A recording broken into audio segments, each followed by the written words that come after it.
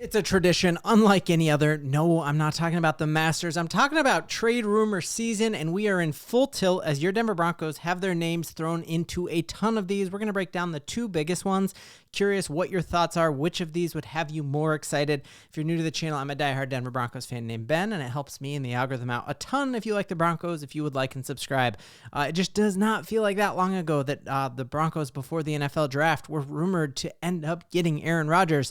Turns out at the very last second, the Green Bay Packers wanted more from the Broncos, and so that led a cascading event of horridity, and the Broncos ended up with Russell Wilson. Well, we are in the midst of NFL trade season where behind the scenes so much is going on. Let's dive into a couple of those big ones. So the first one here, and this has two massive branches that come off of it, is that the Saints are probably going to be without Derek Carr. They just gave him a ton of money. We know that in New Orleans, they are in big trouble. They need to do a rebuild. We saw how they looked in that Thursday night game when Sean Payton went back there. And so they're probably going to be without their starting quarterback for the entire season. And we saw what that looked like last year. Now, there are two different ways this could impact the Denver Broncos. The first way that this impacts the Broncos for good is that the New Orleans Saints decide, hey, we are going to start Spencer Rattler, the quarterback that we drafted last year in like the third round, and we are just going to stockpile picks and know that this is going to be a rebuilding process, but we are going to trade back in the draft. No head coach in the entire NFL could sweet talk an ownership and GM group like Sean Payton. He would call up Mickey Loomis. We saw what it was like when Sean Payton went back to New Orleans, and he was the king of the city. So he still has a fantastic relationship there. So if New Orleans is shopping that pick at 9, knowing that, hey, our future is out of tilt here, then that pick is coming to the Broncos. So if Ashton Jeanty gets past the Raiders at 6, the Broncos could very much be in play for this 9th overall pick because Sean Payton could convince them, hey, give this pick to us. I have the perfect dude for you guys at pick 20.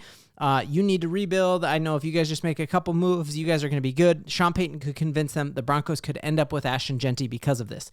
The other thing that could happen is that the New Orleans Saints kind of have a little bit of a come to Jesus here saying, hey, without our quarterback, we're in big trouble.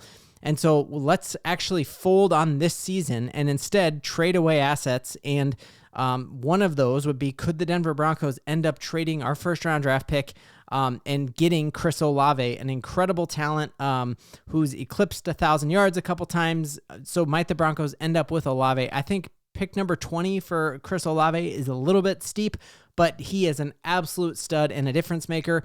Either way, I think the fact that New Orleans is in trouble makes this a much more exciting draft because I think this really just escalates the possibility that you're going to have Shedeur Sanders go in the top 10.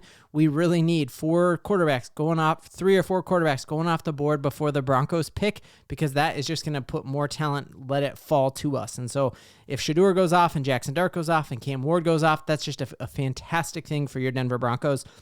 And then Jalen Milroe somehow, like, man, could he go? Does this start a bidding war? And all of a sudden, like, the Steelers are like, hey, I want him, and that would be fantastic. Next thing that is just a crazy rumor that has been having legs really since the end of the season, Tyreek Hill. We know that he's involved in several domestic violence disputes, and so I don't want to weigh into any of all that. I just want to cover the rumors here and hear what all of y'all would think about this. So he is posting on Twitter his famous, like, deuces, which could be, that's his touchdown sign as he like blows past somebody is throwing up the deuces, or it's most likely like he knows that he is done in Miami.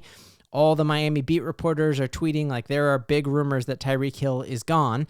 And everyone is saying that the Broncos would be one of the teams that definitely would have a shot at him. So when the odds makers are going out and saying the teams most likely to end up getting Tyreek Hill, it is your Denver Broncos, the Dallas Cowboys, the Vegas Raiders, and the Los Angeles Chargers. So there's a very high likelihood that Tyreek Hill will be back in the AFC West. For the Chargers, that makes a ton of sense that outside of Ladd McConkey, they did not have any offensive threats for Justin Herbert to throw the ball to. I also think with Tyreek Hill and all of his children, plus Phillip Rivers and all of their children, that might be the only time the Chargers stadium is full all year. So it makes perfect sense for the Chargers. Raiders need someone else to go next to Brock Bowers. That can make a ton of sense. They came out of this offseason. They had more money than anyone else to spend other than the Patriots, and all they ended up with was Geno Smith. And so might this be a huge move for them? And then the Cowboys, it makes a lot of sense too, just because Jerry Jones loves making splashy moves, but looking like Tyreek Hill, if he is traded, it would be to the AFC West. And the fact that I think Sean Payton would make insane use of him. I really hope that we look into all that domestic violence before we end up making that trade move. And obviously Sean Payton has built a very high character team. And to me, that's more important than winning in a lot of ways. Like, I don't want somebody you feel icky putting their jersey on your son or daughter. And so, yeah, I want to make sure that's all clear. But man, if that's clear, we saw Tyreek Hill still be an absolute difference maker. And so I'm going to show some highlights here of just how he looked this year, knowing that Tua was hurt for most of the year. And so this game in particular, he was playing against one of the best man cover corners in the league with his backup quarterback here. And you're still just seeing him get open with separation. Like, we just haven't seen a Broncos receiver have this type of separation in a long time. And I think this could fit. I mean, even a tipped ball there that you're seeing Tyreek Hill come down with this. I think he is an absolute difference maker. And what they're saying is that the package that Tyreek Hill would probably warrant, because you'd have to pay him so much, is that he would be a second-round draft pick that could, or a third-round draft pick that could become a second, depending on his production this year. So, man, to me, to give up a third that might become a second for Tyreek Hill, if all of the background check stuff happens out and he's not a if that didn't turn out to be completely true, or there's some falsity there, I want to make sure we clear that first. But you just see an absolute stud and a difference maker, and find a hard time. Like, this is him this year. Again, we're not talking about, we saw him playing us 2 times a year when he was with the Chiefs. This could be a wild addition. You just see him against some great corners, create separation, even with backup quarterbacks. And I would say that other than Patrick Mahomes, Bo Nix will be the best quarterback he's ever played with, and he would love coming here. So just thinking about that type of speed at altitude is a very, very exciting thing. So let me know in the comments which of those make you most excited.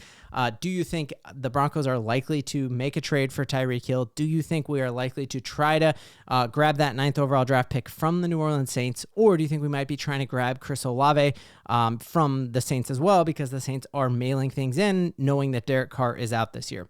Last thing here is that you want to know why it's so great to have the richest owner in sports, have ownership who listens to fans' advice, is that there's been a little bit of mixed takes on the Broncos' new uniforms. I think they're fairly unanimously loved, especially the throwbacks. The Colorado Rockies came out and revealed their newest throwback, or their newest city edition of the Colorado Rockies uniform, and it gives me cringes, like all of the cringes. It looks like the Phoenix Suns.